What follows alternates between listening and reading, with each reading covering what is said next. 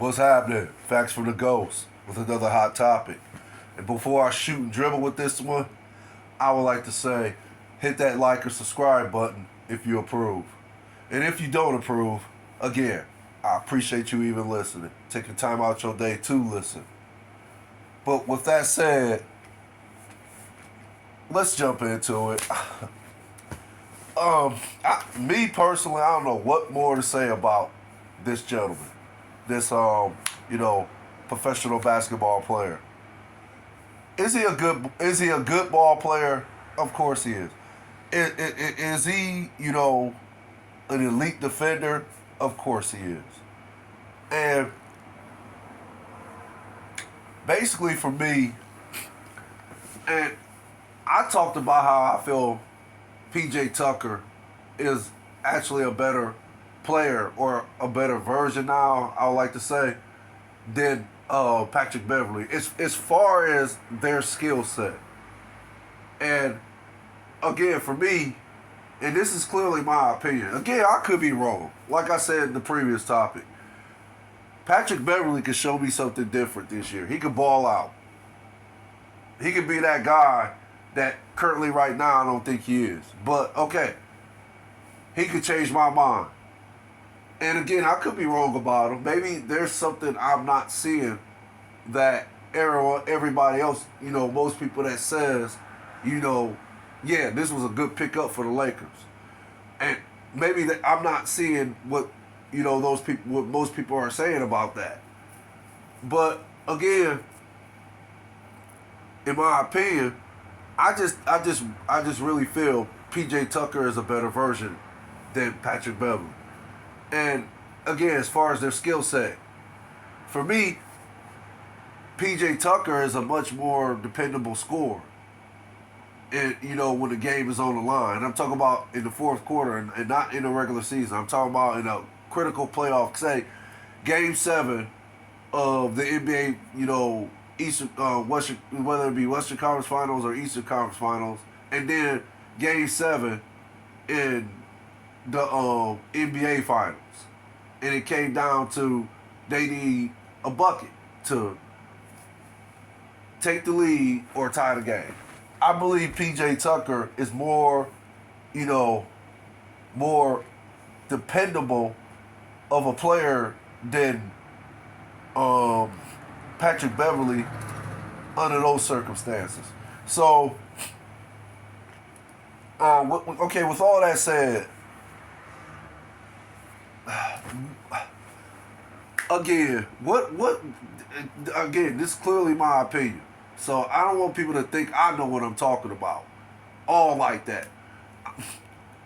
I don't have the experience like the Stephen A. Smiths, Skip Bayless, Shannon Sharp, Sage Steele, Ellie Duncans, Nick Wrights, Woody, I can't think of his last name. Michael Woodbine, Tony Kreuzheiser,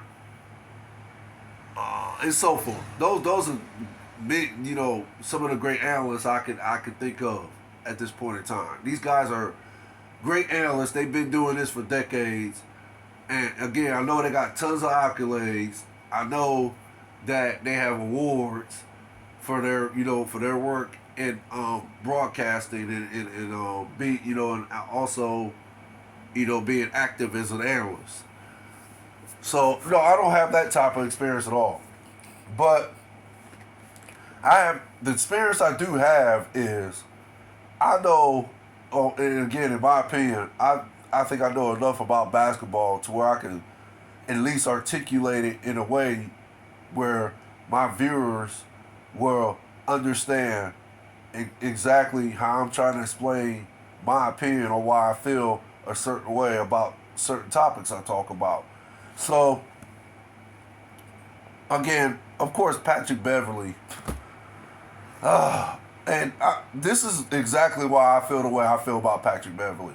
As far as in the acquisition the Lakers made for to obtain him. Okay, he made the comment. Well, someone asked him, how's it feel to know that you're going to be playing with LeBron, Anthony Davis, and the Lakers. And okay, he commented. His comment was, and I quote, uh, "They're going to be playing with me because I made the playoffs. They didn't." Okay.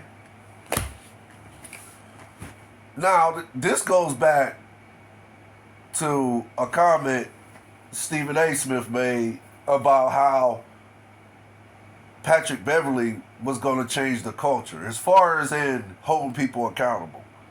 And he said that he basically went as far as saying that Patrick Beverley is going to bring a Kobe Bryant like accountability as far as in presence to the team. And everybody that know Kobe Bryant or any of the greatest players that ever done it on the court, Michael Jordan, I could go on and on, Magic Johnson, Larry Bird, I could go on and on. But anybody that know those type of players know exactly what that means when someone says that about those players. Now to actually, and I'm not, like I said in the last topic, I'm not saying Stephen A. is comparing Kobe and Patrick Beverley as players. No, I know he's not doing that. But I disagree with him because me personally, I'm not putting Patrick Beverley and Kobe Bryant, I'm not even going to put them in the same sentence. That's just me. I really don't think he's going to bring a presence, let alone that type of presence, as far as holding players accountable when, they're out there, let's say they're not bringing the enthusiasm or just, going through the motions just so that, they can get through the game and get their paycheck or, just don't feel like playing. It could be, they just ain't feeling it that game.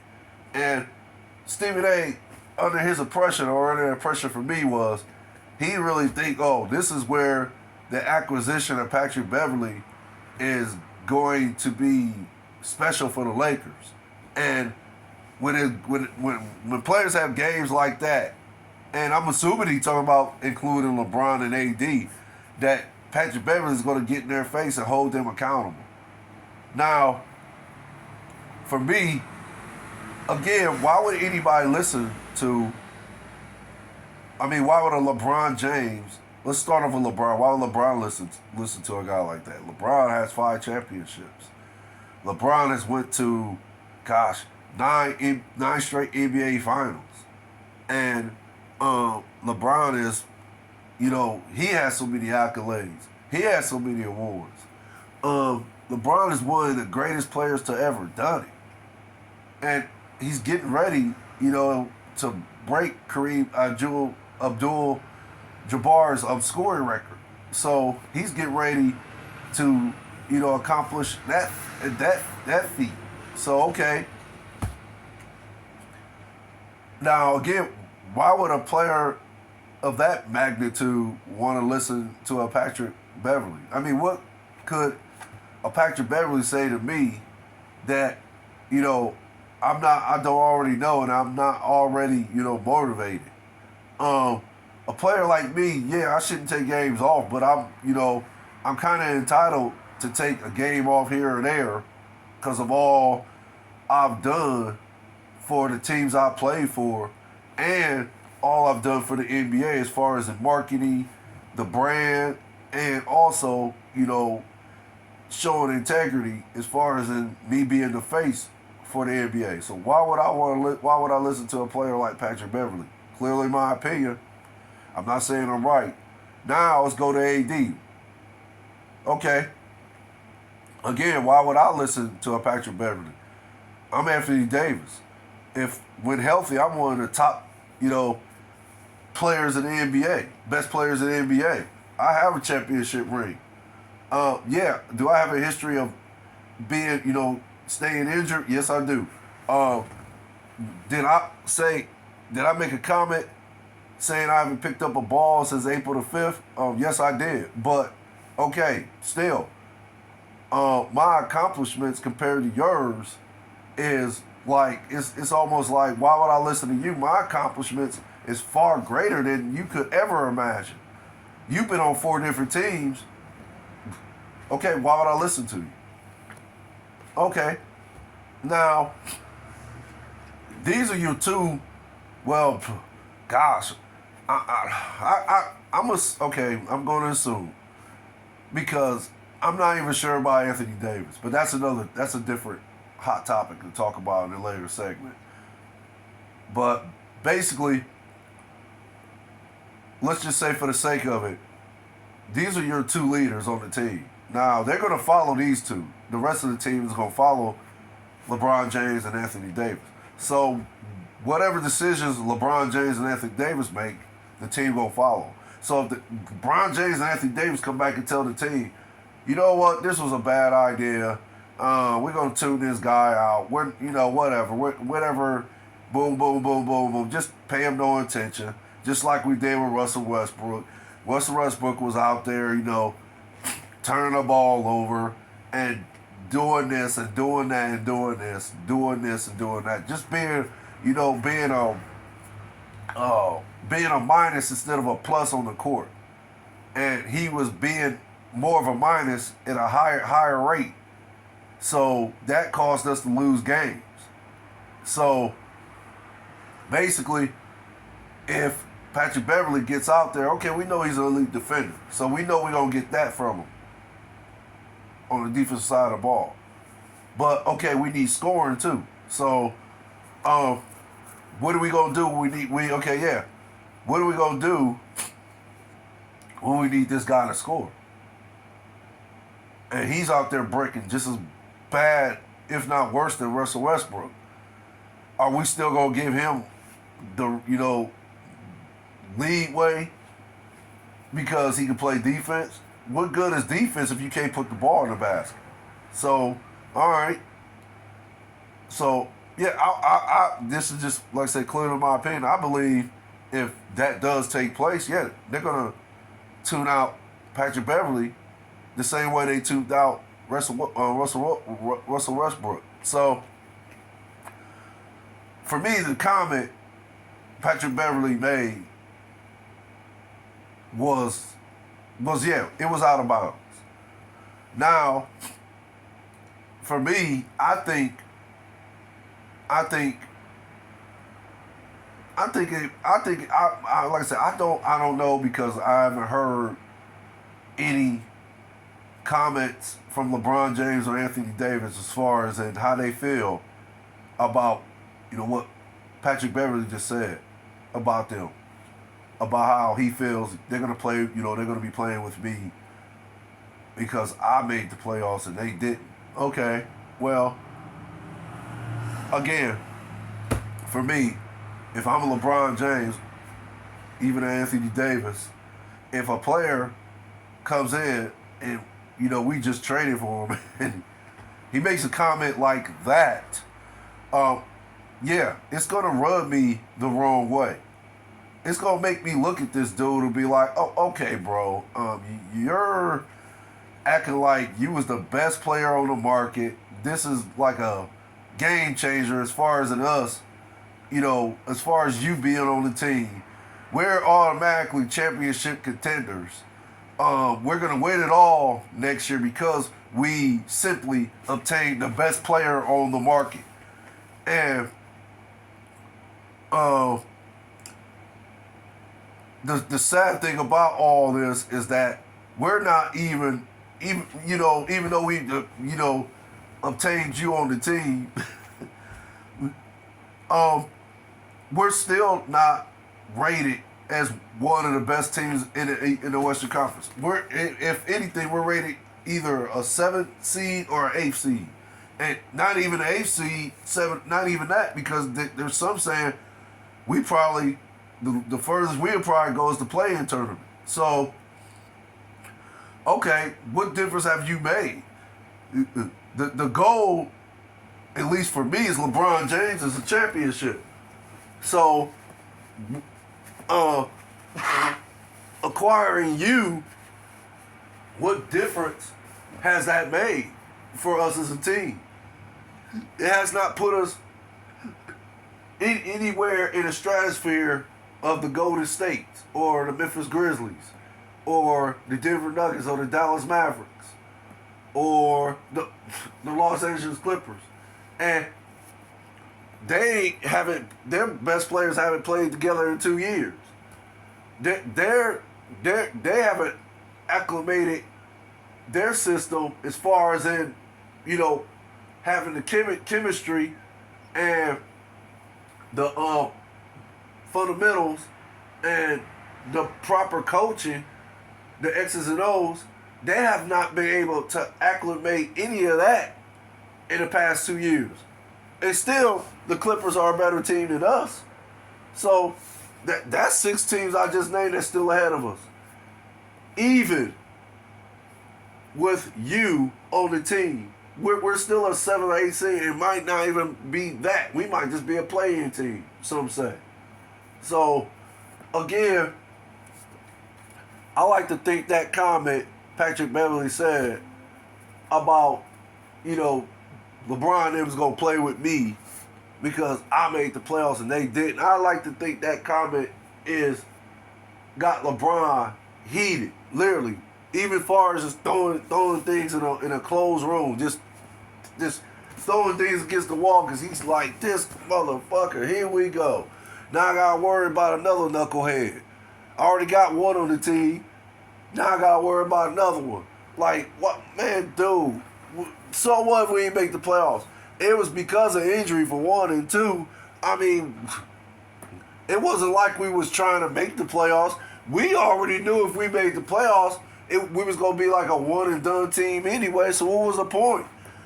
If you want to be, if quiet is kept, and clearly this is my opinion, I'm just analyzing, the Lakers' thought process as far as them making the playoffs last year.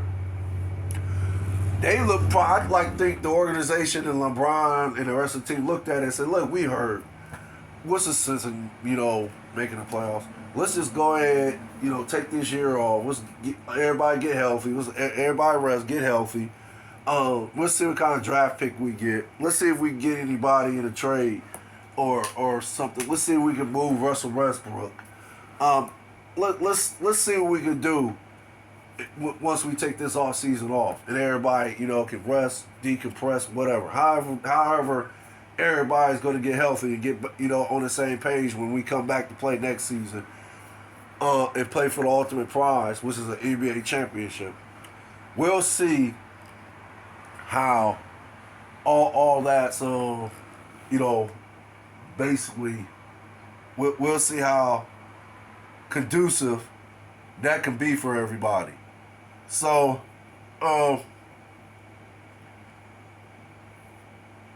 for Patrick Beverley to say, "Oh, I made the playoffs," they did. Well, dude, yeah. Did you have something to do with the Timberwolves making the playoffs?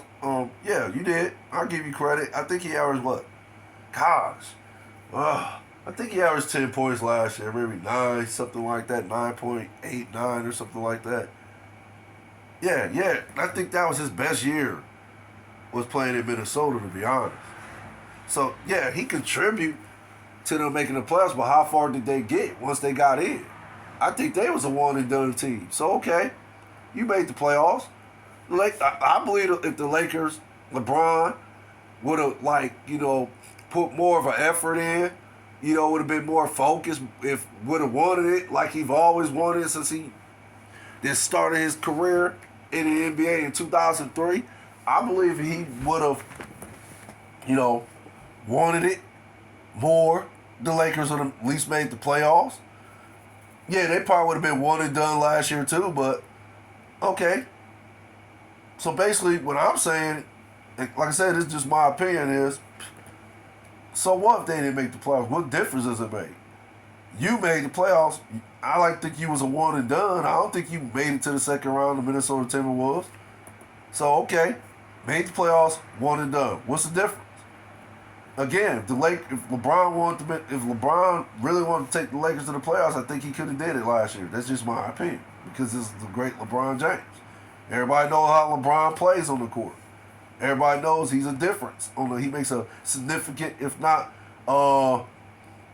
uh, uh, uh, uh, um, ultra difference on the court, like the ultimate difference on the court. So, for me, uh, for Patrick Beverley to make a comment like that, that's just what I've been trying to tell people ever since the Lakers made the trade. Yeah, he's going to bring the defense tenacity to the team. I'm not arguing that. All I ever said is, okay, um, they still need scores. So who's gonna? What? LeBron's gonna do all the scoring? I think this is LeBron's 19th season. So what? LeBron's gonna do all the scoring? Really? Yeah. Can LeBron actually do it? I mean, I think Bron could do it, but I mean, LeBron is up there in age, and I would like to think if it was up to Bron now, no, he don't want to do all the scoring. So he has to depend on Anthony Davis to show up and stay healthy. And if Anthony Davis can do that, then okay, you have your big two.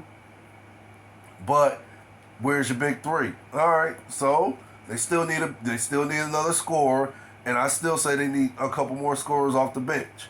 So okay, I'll dive into that another hot topic, another segment too. But yeah, for me, I always said they need scorers. Patrick Beverley, yeah, if they had a third scorer on their team, like, and I'm not saying trade for Jason Tatum or anyone like that. I'm just saying if they could find someone with a Jason Tatum like skill set, then yeah, the Lakers would be a contend and get a couple more scorers off the bench. And get like a Patrick Carrington. This is what I said about the Cavs. I said if the Cavs was to grab a player like with a skill set like a Pat Carrington, yeah, I think that will catapult the Cavs to an NBA. Will give them a puncher's chance of winning an NBA championship. If they had a guy like Pat Carrington, I said the same for the Lakers. If they had a guy like that, and then another shooter, then Patrick Beverley would be uh, uh, uh, more efficient acquisition for the team. Like he'll be more valuable for the team if they had all that. If they had those type of players on their team. But okay, we all know the Lakers don't have that. So what is a Patrick Beverley gonna really do for the Lakers? Is he gonna be what? Is he gonna start? Is he gonna be the so-called big three? Really? And you really think that so-called big three, Patrick Beverley, Anthony Davis, and LeBron James, this is clearly a hypothetical situation. But you really think those three is going to be the reason I win an NBA championship? I'm just going to say it like I said it. I'm not hating on Patrick Beverley. I'm not saying he's a scrub player because he's not. I'm just stating the facts that I know. He's been on 4 NBA teams for a reason. He's an irritant. He's a defensive elite player. Yes, he is. But that's all he is. If anybody can, play through how he irritates a person, if anybody can play through that, then he's done. Somebody once said he can't, he's not all you think he is. And Chris Paul showed you, I think a couple years ago, what type of player he is. When you get the best of him, he showed you his true colors. So, and I'll touch on it a little bit. And he showed his true colors when when Paul dropped. I want to say he dropped 40-something points on his head. And I think that was a game that took him to the Western, the finals or something. I believe he did, but he dropped I want to say he dropped 40-something on their head, and Beverly was, it got to a point where he was so frustrated. I guess when Chris Paul walked by him, Paul said something. And then as soon as he walked away, Beverley went up to him and pushed him in his back. And for me, that's a coward move. Come on, let's be honest here. That's a coward move. Why you gonna wait till I turn my back and then try to do something to me? No, why you ain't say nothing? Or why you didn't like run up on me and got my face and said something instead of waiting till I turn my back and then push me in my back. So it's just for me that's the typical case of a guy, and I played with guys like that before, not professionally or on a college level or anything like that, or the NBA level. For the sake of saying that, but I played with guys like that before, so I know exactly what type of guy Patrick Beverley is from my experiences playing with guys like that. That's how it is. That's how it is. That's how it is. When you get the best of a guy like that, who's an irritant, yeah, his defense is good, but yeah, it's good on the basket, playground ball and all this and that. Yeah, for some it's even elite. I'll take it there. But 9 times out of 10, when you get the best of a guy like that, that's exactly how he reacts. When you just study dropping bucket after bucket on his head, he's still running his mouth. He's still being an irritant. He's still, even though he ain't had nothing to do with the play, he's running at the middle, of course, screaming and yelling, throwing, look how you turned that ball over. It's because of me. I'm in your head. You just looking at him, shaking his head, shaking your head, be like, oh my gosh. But you study dropping bucket after bucket on him until finally you not only you hit the winning bucket, but you tell everybody to clear it out. Just clear it out. I got this.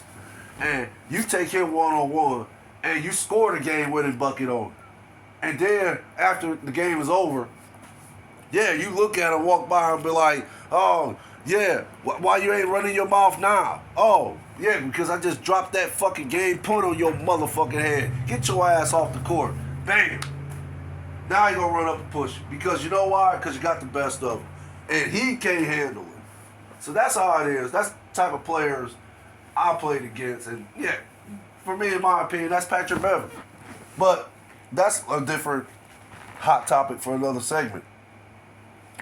I'm basically just talking about how, in my opinion, I felt that with Patrick Beverley, the comment Patrick Beverley made was just out of bounds. It was just clearly a lack of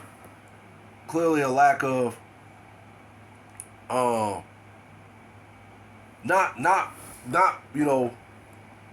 and like I said, this is my opinion. I'm not saying this is who Patrick Beverley is as a person, but I'm just saying it was clearly a lack of, not actually processing the comment. It's more of he acted instead of, actually processing what the guy was asking him, and then trying to find the best way to answer the question instead of just running with the question and saying what he said. And now do I think he's gonna end up regretting it? I mean, I don't know. Patrick Beverley is Patrick Beverley too. That's another thing. This is who Patrick Beverley is as a person. He said what's on his mind. This is what made him famous. This is what made him the type of player he is in the NBA. Because of how he just says what's on his mind. He don't hold back anything. So, okay, yeah, for all I know, Patrick Beverley could have actually meant this. And, it's how he feels. But yeah, that's my take on how I feel about the Patrick Beverley comment. I mean, do I think it's going to affect the Lakers season? I would like to think. I mean, it's kind of tough to say yes or no to at this point, but I would say as of right now, I would like to think it won't. affect their season. But I mean, hey, we gotta see how they play. My best way of that's my best way of trying to elaborate on how I feel the Lakers season is going to take place this year. I don't know how it's going. I don't know what the outcome is going to be. I don't know how they're going to utilize their players. I don't know what. I just don't. I just don't know. I really don't. I don't know. Oh, what the coaching is going to be like. I know Tyronn Lue, know what type of coach he is. He's one of the best coaches in the NBA. So, if anybody's going to hold anybody accountable, I think it's going to be Tyronn Lue. That's just my opinion. So, thank you for listening. As always, y'all stay blessed, safe out here, and y'all have a nice day. Later.